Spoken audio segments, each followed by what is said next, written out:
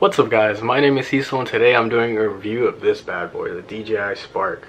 It fits into the palm of my hand and feels like it weighs no more than the average smartphone. Its incredibly small size and relative simplicity make it the perfect drone for those of you who are looking to enter the world of drones. Now, as a quick disclaimer, I'm entering the world of drones. This is my first drone. Before this drone, I had never owned a drone or flown a drone. So everything you hear in this review is going to be coming from the perspective of someone who is completely new to drones. Now, at the filming of this video, the drone is about a year old, so it isn't the newest technology, but for what they were able to fit into such a small package, it is still very impressive.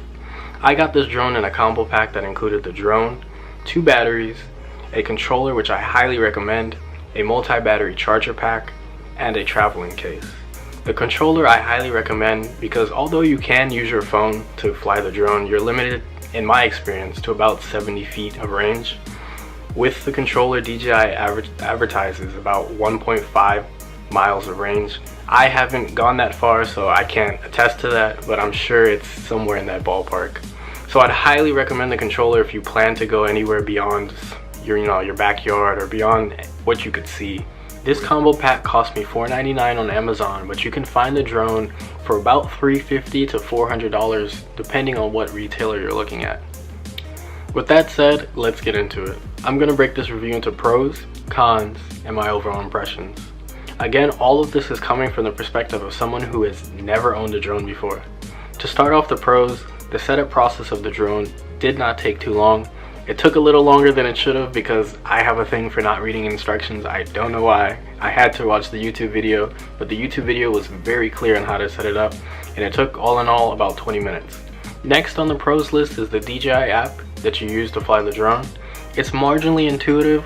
The hardest things for me personally to pick up were the symbols and the various acronyms you need to know to fly the drone. It's pretty simple, especially when it comes to video quality settings. You have one video preset of 1080p at 30 frames per second. For the segment this drone is in, it is probably best that the video quality settings are as simple as they are, but if you want to use this for any type of professional use, it's probably more of a con. The next pro was probably the biggest selling point for me, and that is the price and the small size of the drone. You can take this thing anywhere. You can put it in a carry-on, you can put it in your jacket, you can put it under your seat, you can put it in your pants.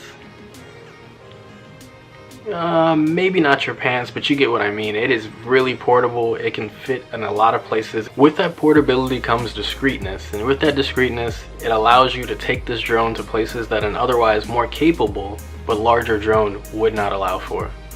Flying the drone took some time to master. The hardest thing for me personally was remembering to reverse my inputs when the drone was facing me and not facing away from me, but it's definitely something that I'll get better with practice, and you will get better with practice. The drone has a lot of obstacle avoidance features, which definitely make it harder to crash, especially if you're not experienced flying it. The image quality on the drone was actually quite impressive. I probably didn't have the highest expectations for it because its small size really does make it look like a toy, but it is quite an impressive image for how small it is. I would compare the image quality on the drone to a mid-range point and shoot. It's crisp, sharp, and pretty smooth. Here are some clips that I captured in my friend's backyard. Hope you guys enjoy them.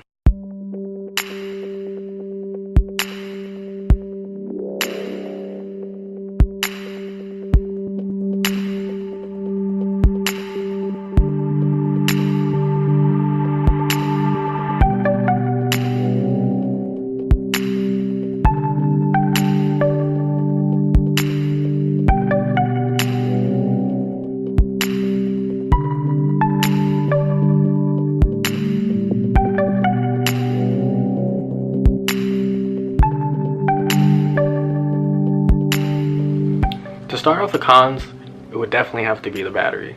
The battery in my flights have lasted about 8 minutes. I would definitely recommend getting more than one battery if you plan to fly this drone for any extended period of time. The next con is the lack of a 60 frames per second video recording option. It definitely limits what you're able to do in video editors if you don't have at least 60 frames per second. A lot of the slow motion you see on YouTube isn't as nice at 30 frames per second slowed down versus 60 frames per second slowed down. Overall, The lack of 2K, 4K, or 60 frames per second, a 3-axis gimbal, and a longer battery life definitely gear this drone towards a consumer market, even in that consumer market towards first-time drone flyers.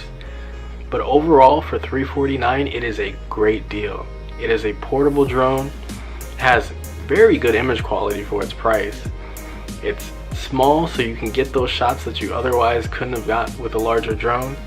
And it's a great first starter drone. It's simple, easy to use, and very compact. I hope this video was informative. I hope it helped you make your decision as far as if you want to get the drone or not. I'm really satisfied with it. I would definitely recommend it. I hope this video was helpful. If it was, please subscribe, leave a like, and comment if you're gonna get this drone.